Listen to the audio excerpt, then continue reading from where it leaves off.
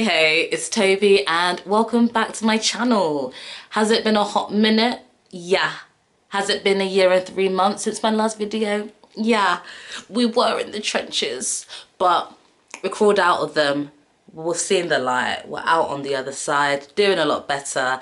And today I'm now happy to share some of the books, but also films that I've really been enjoying so far in 2024. I've really been enjoying YouTube videos recently where they don't just talk about the books they've been reading, but also the films, because your girl's in her film bag as well now. So yeah, I've read 14 books so far this year. So I'll talk about the most recent kind of half of those books, so the most recent 7 that I've read, and then I think I'll also talk about my top 5 films that I've watched so far, because I have watched over 50, so I'm not about to go through all of them, otherwise we will be here all day, because I do yappa. I don't think I posted anything about the books or films that I read last year because, as I said, we were in the trenches. But even though I did not verbally talk about them, the girl was writing, she was in her writing bag, her writing era. So I did do some Substack posts about my favourite books, films, even music albums of 2023. So if you're interested in that, I'll post my Substack down below. Also got some little poetry stuff for ya if you're interested in that. Mainly about depression, so that's, you know, little content warning. Anyways, let's get into it. So the most recent book that I finished, which actually I finished today, is Kairos by Jenny Erpenbeck, and it's translated from the German into English by Michael Hofmann. So this book actually won the International Booker Prize for 2024, so this year. The only book prize that I really tend to follow or find myself intrigued by. The fact that this won, I was like, oh, I should pick her up. It was alright. It was alright. I'm not gonna lie, I was a little bit disappointed. It's not a bad book, but I can't really say I enjoyed the book. I can admire what the book was doing. I can understand why a book like this won, but for just pure enjoyment and vibes, it wasn't really for me. So in this book, we're following this couple. There's a 19-year-old babe in Germany, and then there's this older man who's like 35 years older than her. He's married, he has a child with his wife. He even has another girlfriend who's having an affair with, but they seem to have this electric chemistry. They start their own affair, and their relationship is meant to be the allegory for the politics that's happening at this time in 80s Berlin. This is just before the wall comes down, so they're living in East Berlin, and as this relationship becomes more controlling, it does eventually become abusive. It's an allegory for the different sort of reactions and responses to the changes that are happening in Berlin, in Germany, in Europe generally, to be fair. And that was really interesting. The relationship is super uncomfortable to read about, like, yuck. It wasn't probably until sort of the 2/3 mark that I started to become quite intrigued by the plot, and it's more one of those books when I finished it that I can kind of sit back and be like, okay, I see what she was doing. She's clearly a very, very smart and intelligent author, but I just didn't really enjoy the book all that much. Oh, moving on, we have one of my new all-time favorite books ever, Orlando by Virginia Woolf. Oh my god, I can't believe it took me this long to read a Virginia Woolf book. So, was it last year? Either last year or the year before, I watched a ballet, and it's performed by the Royal Ballet in Covent Garden here in London. And it's called Wolf Works, and it's choreographed by one of my favourite dance choreographers, Wayne McGregor. And it's based on 3 of Virginia Woolf's books, one of them being Orlando. And that's the one I remember really speaking to me the most and finding myself the most intrigued by. Finally decided to read it, and so I did have high expectations because I just loved this ballet so much of her works, and she did not disappoint. Oh my gosh. So Orlando, we're following this, I'm not sure if it's 16th or 17th century English nobleman called Orlando. Surprise, surprise.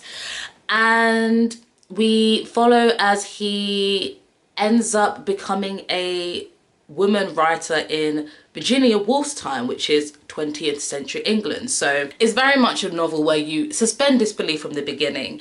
And what I absolutely loved about this book is that Virginia Woolf she's so ahead of her time. She is subverting the social and societal norms and expectations and critiquing all the rigid sort of social constructs and binaries and ideas of gender, sexuality, and so much more. And she's doing this from the Elizabethan era all the way up to the early 20th century. And not only is she making all this social commentary in this book, she just has so much fun with the plot as well. And Orlando's the kind of book which does inspire you to just want to go out, live life to the fullest, and not hold back out of fear of how people are going to perceive you, or how you're going to be viewed, or what's considered normal or noble, or, you know, the social norms of your time. And just wow. And obviously, you know, all the queer undertones in this book, and the fact that she wrote this for her queer lover, and just absolutely loved it. A new fave. The writing is a bit dense. It is very literary. If I'd picked this up 4 years ago when I just got back into reading, like post-education, I don't think I would have finished it. I don't think I would have enjoyed it. But I think if you are someone who has read a fair bit of literary fiction and some classics, and you don't mind, despite it being a slim novel, it took me a hot minute to finish it, because she has carefully curated every single sentence in that book. Like, no sentence is there just for bands. It's not there just for the fun of it. It's there for a purpose. It's beautifully written. Yes, it's quite literary, it's quite dense, it's a bit flowery, the writing. So if that's a bit of you, you'll love it. If it's not a bit of you, you're probably not gonna love it. Plot-wise, it's more vibes than like proper plot, but I was here for it. Absolutely loved it. And then the book that I read before that was Human Acts, which was written by Kang and translated from the Korean into English by Deborah Smith. So this is now my second Kang book. I actually read her other novel, The Vegetarian, earlier this year. I'll talk about that in my next video, which, spoiler alert, I also loved. And this one had much sort of darker content, and I was gonna say undertones, it's not even undertones, overtones to it. But rightly so, because Kang is writing about a really important, but I would say forgotten part of history. The Gwangju uprising in the 1980s in South Korea. And it was deadly, and there was this basically mass protest against the newly installed military government in South Korea at that time. A lot of civilians were killed, I think almost 250,000. And we follow a whole cast of characters as they experience loss, they're experiencing grief, they're experiencing, you know, hope. They're experiencing so much during this very tumultuous times. And with Kang, I just love that she's not afraid to dissect themes such as politics, youth, misogyny, trauma, grief in quite a bold, daring way. She's not afraid to experiment with the form of the novel, with the way in which she wants to present such an important piece of history. The fact that, you know, she's shining light on something that a lot of people are unaware of, that I was unaware of before this book. And she really is cementing herself as one of my all-time favorite authors. So that's another thing. This year I've been finding some new favorite authors, which I am absolutely gassed about. Initially, the first sort of 20% of the book, I almost DNF'd it. It's quite slow and you're a bit unsure about where it's going to go, but that sort of slow setup, it was intentional, and it actually was necessary for her to then be able to experiment with the plot and her storytelling the way she did later on, and it did set up the story as needed. So please, if you do find that the first sort of fifth of the book you're like, oh, is this that interesting, please push through. It is so worth it. Such an important piece of work, so beautifully written, and not beautiful in the sense that it's very like flowery or like the prose is very poetic, but it's more her storytelling and how she's not afraid to kind of just take things to that slight weird or uncomfortable or disturbing place. Next was an absolute romp. This was A Severed Head by Iris Murdoch, who is an Irish-born but British author. And in this book, forget about love triangles, even forget about love squares, love pentagons. Here we've got a love hexagon. This is, I would say, a black comedy. It does not take itself too seriously. Again, one of those books, just suspend disbelief from the beginning, go along for the fun, the wild ride that this is. Yeah, as I said, it's a love hexagon that we're following. It's kind of a sort of study of the upper middle class in England in, I think it's the 20th century. And these people are the absolute worst characters you're going to encounter. They are hedonistic. They are unashamedly selfish. They have no morals, and that's why it is such a great time. It's comedic, it's tragic, it feels kind of like a Greek play but set in 20th century London, and I was so here for it. I did not expect to enjoy it as much as I did. I think she could have shortened the book a little bit. I think it went on a little bit too long, and it just get pretty ridiculous by the end. But as I said, if you're just ready to go along with the ride, it doesn't take itself too seriously. You shouldn't take it too seriously. But it still is an interesting sort of social commentary and study of upper middle class England. And I love books which are just lean into their Britishness. I am so here for it. So yeah, Severed Head won't be for everyone, but if you want something a bit more light-hearted, but still is like a, you know, like a quite literary book, I would say, this might be the one for you. Oh, then we have Outline by Rachel Cusk, and this is actually my second Rachel Cusk book. I read A Second Place earlier this year, which, oh, a new absolute fave. I'll talk about that in the next video though. But Outline is basically the first in a trilogy. Plot wise, there isn't really a plot. That's a lie. There's a very, very, very loose plot. We're following this woman who's going to Athens to teach a writing course because she herself is a writer. And we basically follow, I think it's like 10 kind of sparse and poignant conversations that she has with different people that she encounters, from the plane journey to Athens to the students that she encounters in this writing class and so forth. It's less of a story. It's almost more these very meditative and poignant, intimate reflections about life, about the evolution of oneself, about relationships, motherhood, dating. So many just different themes are dissected through these different conversations. And at first I was like, oh gosh, I don't know if this will be that interesting. But what I really love is that it's such a quietly brilliant and quietly confident book, because I mean, it's called Outline, and at first your protagonist, this is an unnamed narrator, she is this very, what's the word? This very sort of rough, blurry outline at the beginning, and through each of these conversations that she has, the outline of who she is becomes more and more detailed.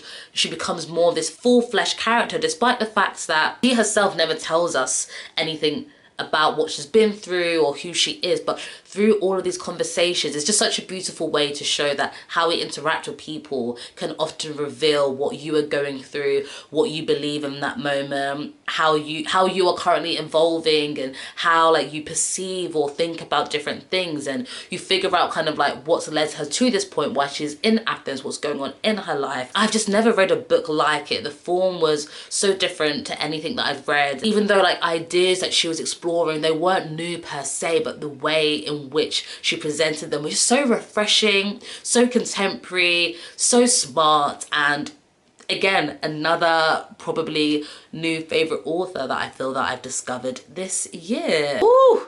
Then we've got The Hour of the Star, which is written by Clarice Lispector, who's a Brazilian author, and it's translated from the Portuguese into English by Giovanni Pontiero. She writes in the most raw and feverish way that I've ever encountered. Like, it truly does feel like writing is literally life or death to her. I've just never come across writing like this, like genuinely. Now that I've really been properly back into reading for these last 4 years, I have never come across writing like hers. It is wholly unique. She doesn't care about the rules of literature or writing or grammar or anything. She does her own thing and she makes it work. In terms of the plot, we're following this, I think it's an unnamed narrator, but we're following this man, this narrator, who he's following this woman in Brazil who she's not treated well at her job or by friends or by family or by her boyfriend who, I don't know, he wasn't acting like a boyfriend. From the outside, it seems like she's not living a great life. The narrator is this kind of empty, hollow vessel, whereas the woman that he's following and who he's writing about actually is able to find a lot of joy and wonder in her life. And as well, it's a kind of exploration of, you know, being a product of your environment and circumstances. The life that you're born into, sometimes it's impossible to kind of outrun your fate. It's a very refreshing way of kind of exploring that. And I loved how intense her storytelling is. Like, you are completely, like, you feel like you're in some sort of fever dream when you're reading Lispector's work, and I absolutely cannot wait to read more of her work. I've just never come across anything like it before.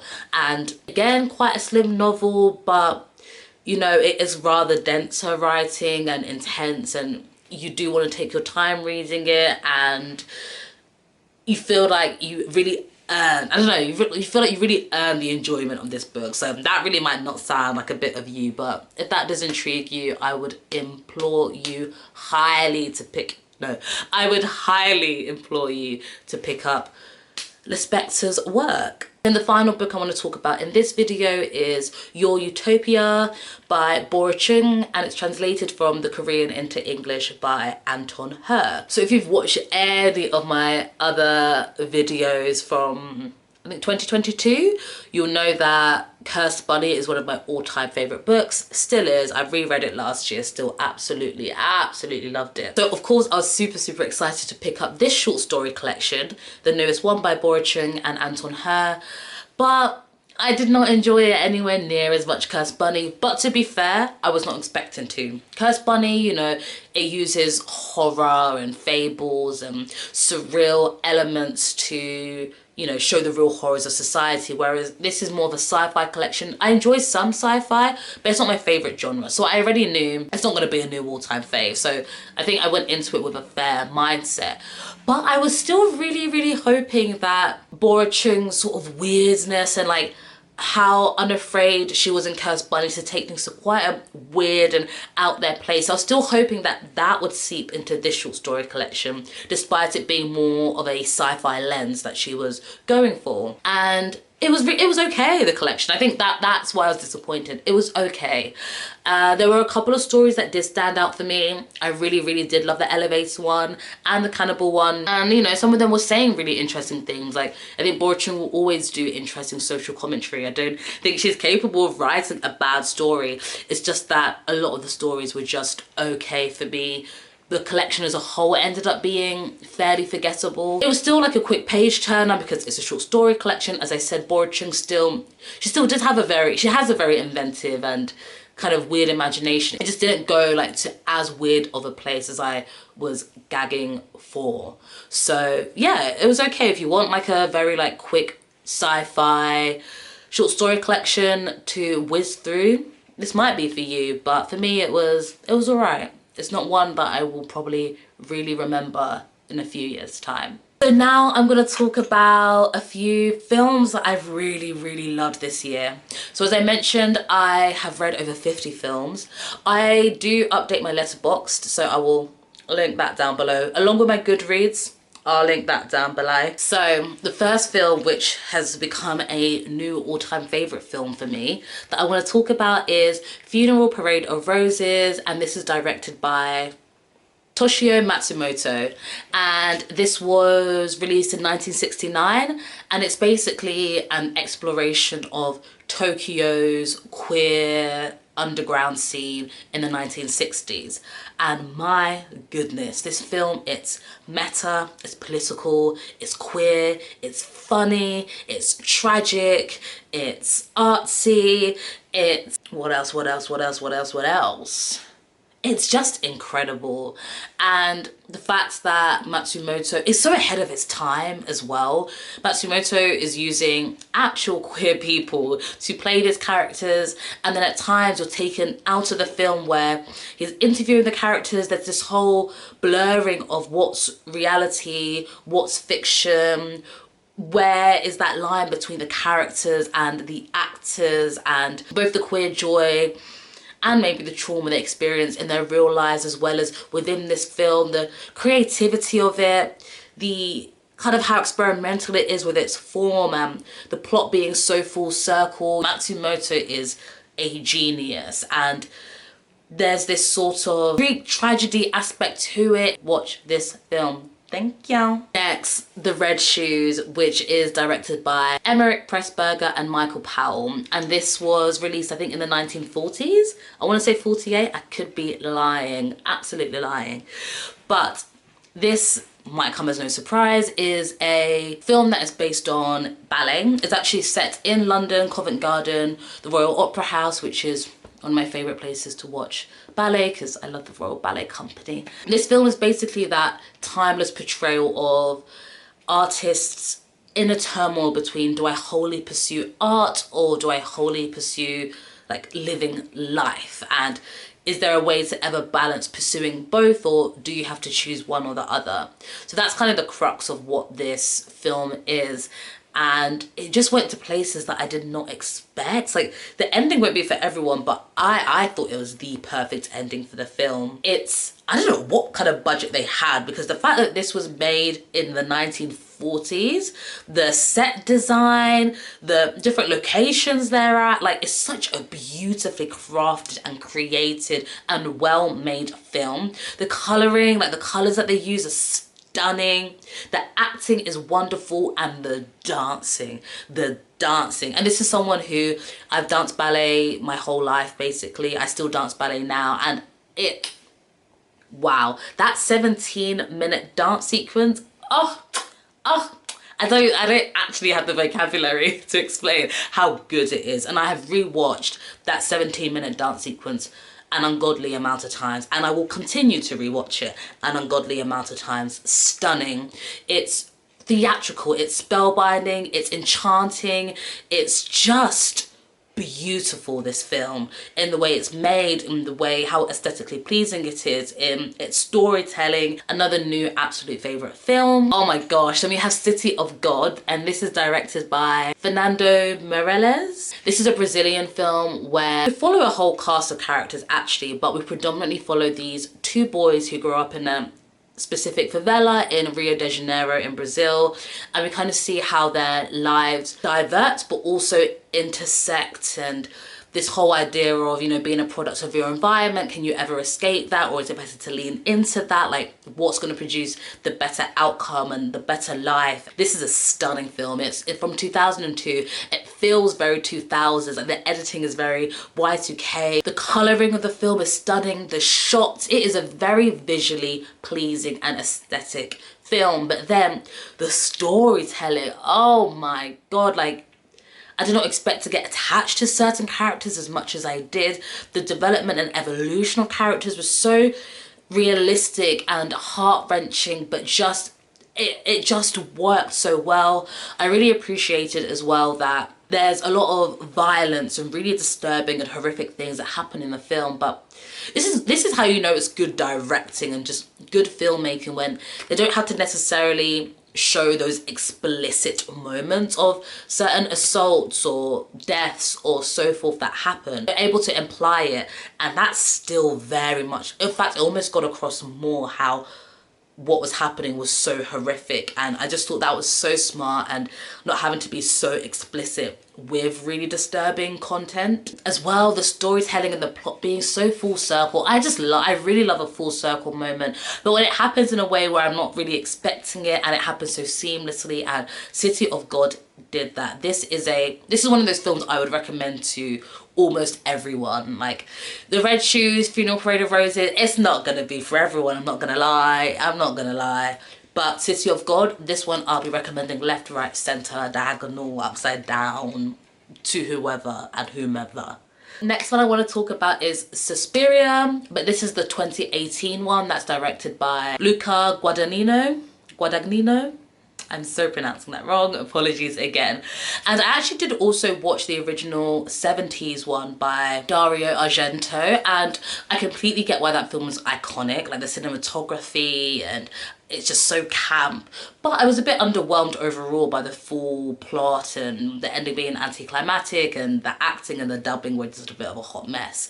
Whereas this one, I was surprised at this one. I found it so much better than the original actually. And in terms of plot, we're following a ballet dancer who starts at this ballet school in Germany, and then you find out that the teachers running the ballet school are basically part of this kind of like witch coven cult sort of thing. Things escalate from there. That's all I'll say. I think go into it pretty blind. Be warned, there is body horror in this. So if you can't stomach body horror, this is not for you. It just went to so much a weirder and darker place than I anticipated. I loved how visceral the choreography was. The acting was wonderful. The casting was spot on. Dakota Johnson, Tilda Swinton, the multiple roles that she did, stunning. There were some really beautiful shots in this. Again, I just followed the storytelling. The plot was really intriguing, and it was a really, really good film. And it's not the kind of horror where it's jump scare, and as I said, there's body horror, so it's gruesome in that aspect, but it's not like a, you know, like a slasher, or there's just blood everywhere all the time. There also were these like sapphic undertones, which I was obviously very, very here for. Shout out to Agnia, she'd been telling me to watch it. I should listen to her maybe more often, but yeah, really, really loved this film. The final film that I loved and I want to talk about is Nowhere, which was directed by Greg Araki, and this is from the 90s. And I'm not sure people outside of the UK know about Skins, the TV show. This is Skins, basically set in a universe where everyone is hot and queer and everything's very trippy, and just if I watched this as a teenager, I would have made it to my personality trait. It's such a cool and inventive film. I love like its exploration of queerness in all of its different forms. Like the fact that this was released in the 90s, I'm like, whoa, Greg Araki was ahead of his time with really just, showing the highs, the lows, the beauty, the ugliness in all different forms of queerness. Loved it. Diverse cast, such cool set design. Oh my god, some of the coolest set design I've ever seen. I might be a bit dramatic, but I absolutely loved it. There may be the occasional alien abduction in it. Yeah, just suspend disbelief and go along with it, with the ride, with the plot. Lots of sex. There's lots of sex in it. I think that's all I'm gonna keep yapping on about for today. Hope you enjoyed the video. If you did, like, subscribe if you want. If you don't want to, it's all right. It's all right. Next video will hopefully be the other 7 books that I read this year, and also just some other films that I really enjoyed and would love to talk about. And let me know in the comments if you enjoyed any of these, watched any of these, if you have any recommendations for me from what I've talked about that you think I'll like. And I'll see you in my next video. Hopefully it will not be in a year and 3 months. See ya.